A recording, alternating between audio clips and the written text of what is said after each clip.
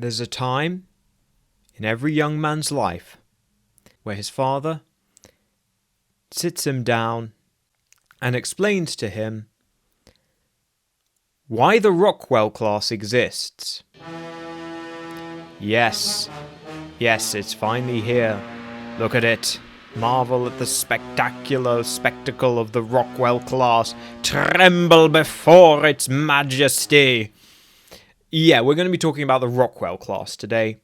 This video will call back a lot to the video I did on why Starfleet ships look human. So if you haven't watched that video, go. I'll wait for you. Don't worry. Come back.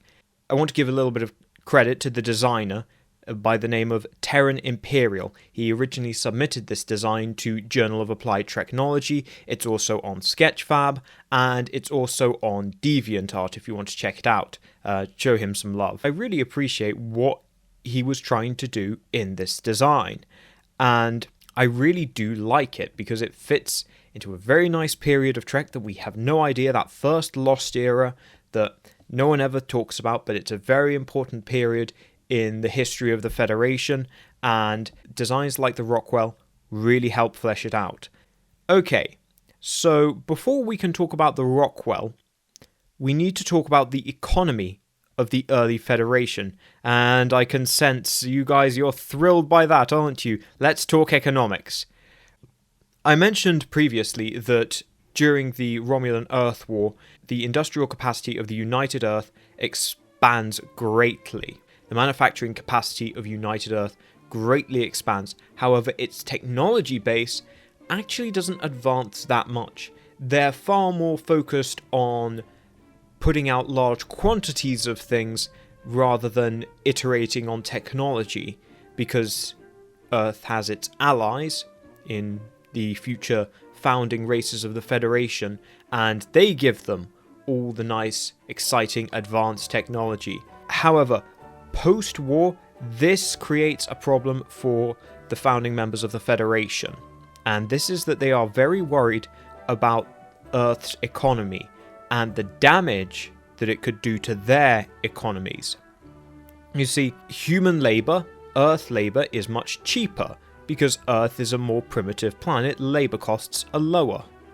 They also now have all this industrial infrastructure, which is industrial infrastructure they didn't invest in their own territories. So all that investment has now gone to Earth. So Earth now has a combination of cheap labour and a large amount of industrial infrastructure.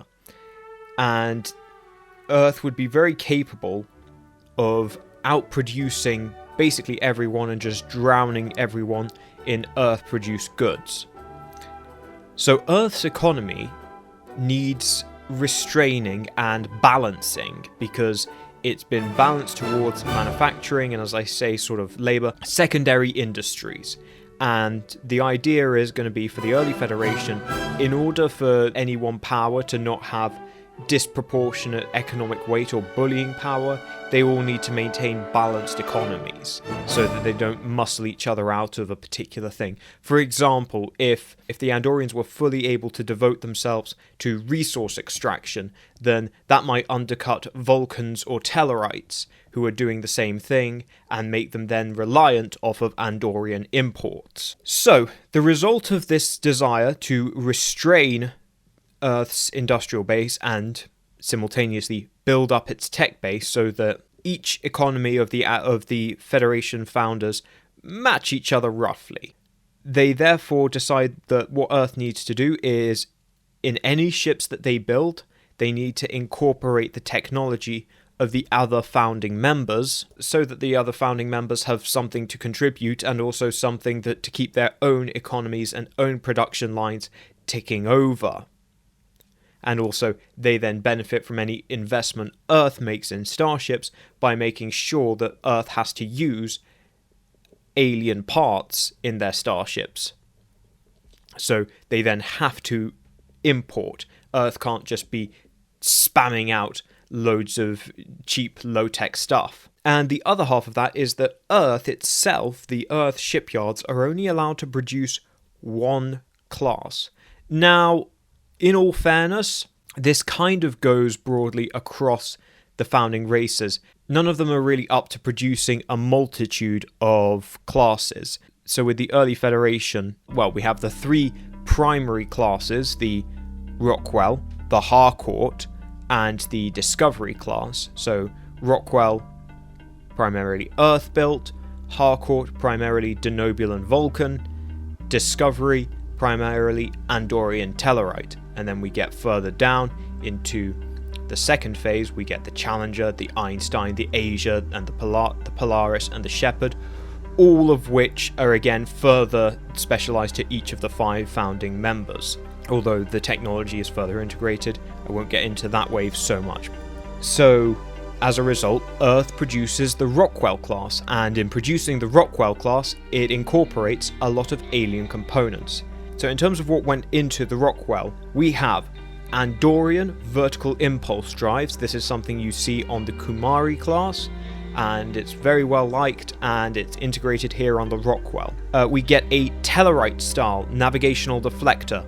It's hard to see, but if you look on Tellarite cruisers, they do actually have quite pronounced navigational deflectors, far more than any of the other founding members. We also have Vulcan warp coils in the nacelles. This is mostly due to a case of scale. Vulcan warp coils are big because Vulcan warp coils filled out the annular warp rings. Vulcans are used to manufacturing very, very large warp coils. Compared to the NX, the Rockwell features very large warp coils. And then finally, the sensors were manufactured by the Denobulans, which is no surprise. Denobulans are excellent when it comes to sensors and other generally precision-made parts. They're very good at that. Sensitive computer systems, the Denobulans are also very good at those.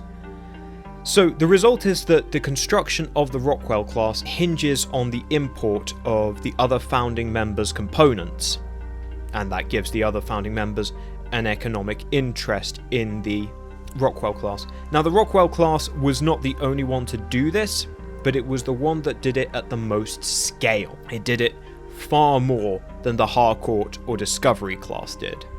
So what do we get with a finished Rockwell class? Now, I'll just preface this by saying that this is adjusted to make it fit in better with later vessels.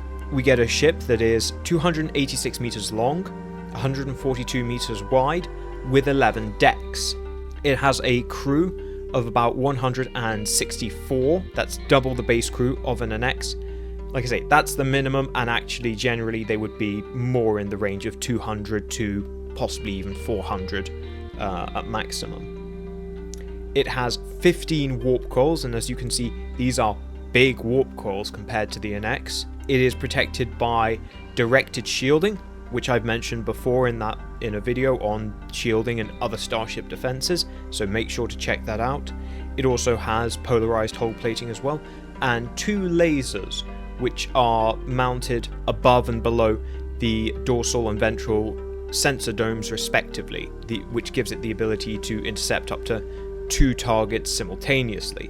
It's also armed with 14 phase cannons, granted only 2 more than the Yorktown, but the Yorktown was a heavy hitter, and this is far more mobile and agile than a Yorktown. It also has 4 torpedo tubes.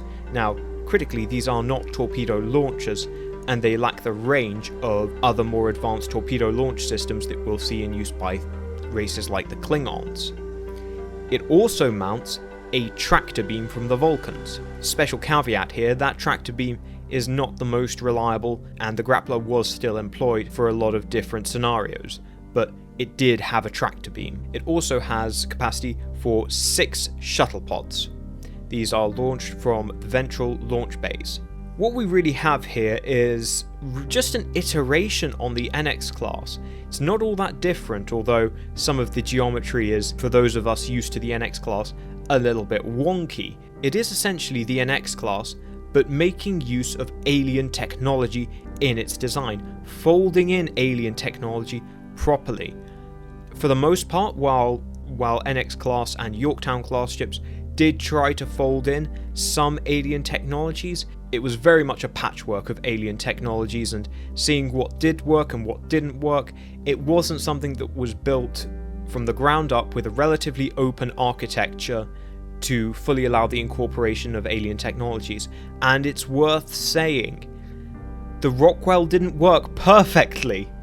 When it entered into service in the 2180s, it was beset by numerous technical problems, because guess what? You have all these different alien components that aren't necessarily meant to communicate with each other. And again, yes, you try to open up your ship's architecture and, make them all compatible, but if you want your Andorian navigation system to talk to your Vulcan warp drive, there may be some issues there. Regardless, the Rockwell was produced in eye-wateringly large numbers, because it was the only ship Earth was allowed to produce, and Earth didn't want to lose or close down any of its shipyards, so it produced these ships at quite a pace, and it would have been very effective against the threats that humanity had previously encountered. Kzinti, Orions, Romulans. The Rockwell class was well adapted for any and all of those threats. It was even partially adapted to things like spatial anomalies as well, although fortunately Starfleet didn't encounter many more of those, but it is somewhat fortified against those kinds of spatial hazards, which the NX simply wasn't. The NX really couldn't weather any kind of spatial anomaly.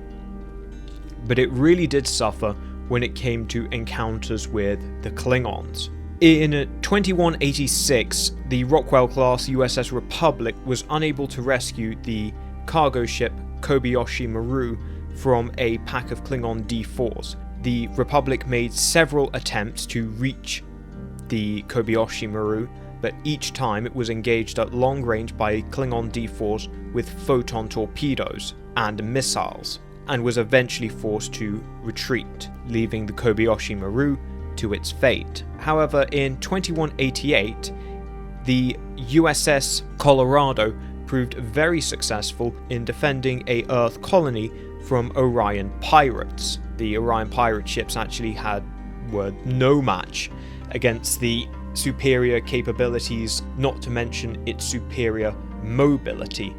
The Orion pirates, who often rely on speed and surprise, found themselves actually outpaced by this new ship.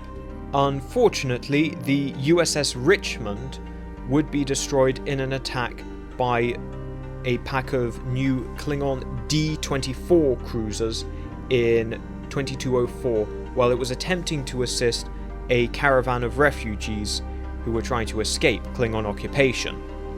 Finally, in 2205, the USS Billingshurst suffered a catastrophic system failure when it was struck by an ion storm.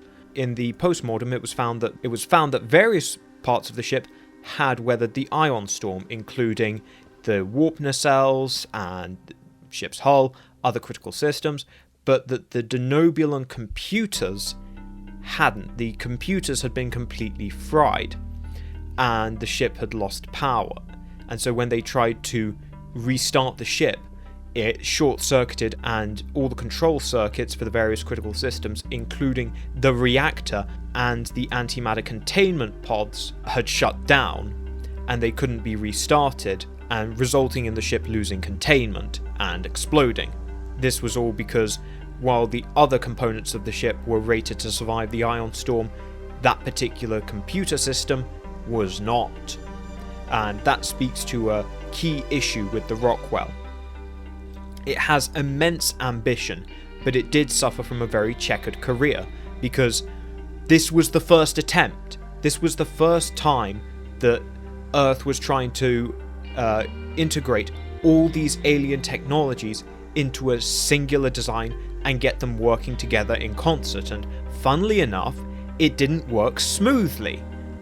But for its time, it was a very ambitious ship, and while it didn't do necessarily well and wasn't particularly well liked by its crews because of its unreliability and also the difficulty in procuring replacement parts, that was another issue that needs to be worked out, it did get a bit of a bad reputation. But then you look at its successor class, the Asia class, which was far more popular, but the Asia class only worked because the Rockwell took those initial risks, and not all of them paid off, but Starfleet learned vital lessons from the Rockwell, and it demonstrated the potential benefits of cooperation and taking risks in trying to integrate new technology.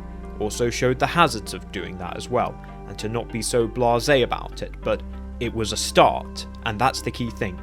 It also spawned a second lineage, as well as the Asia class, which would be the direct successor. We'd also get another successor to the Rockwell in the form of the Bonaventure class, and the Bonaventure itself also goes on to spawn various other designs itself. So again, in terms of serving as an initial catalyst for the development of Starfleet, the Rockwell was incredibly successful, and if not for the Rockwell class, modern Starfleet would look very different. In fact, it would look positively alien.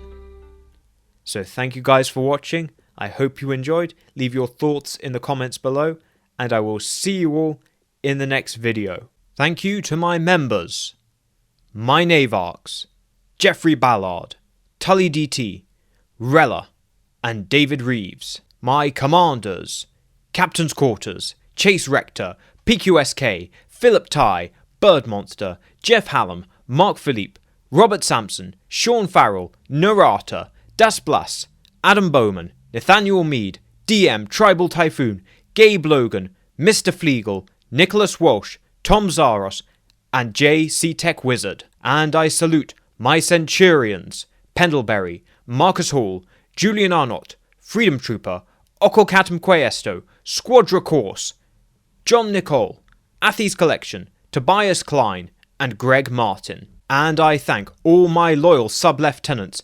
Thank you guys for supporting the channel, and I will see you all in the next video.